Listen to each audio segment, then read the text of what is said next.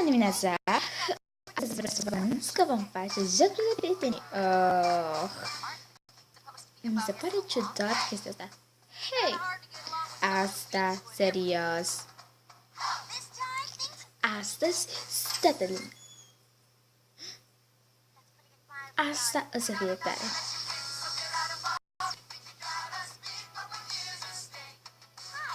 Bună, sunt Twilight. Știi, sunt exact. Stai, asta este ciudat.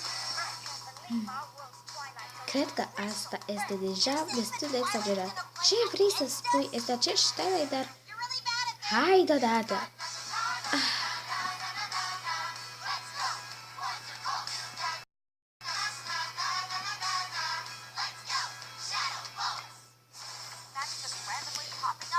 Magia se duce și nu știu de ce. Trebuie să facem ceva. Cred că se poate ciudat. Haideți.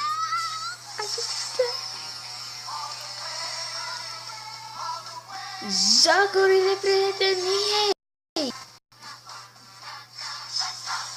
Crede cineva că chestia asta e foarte ciudată? Da? Sau... Haide!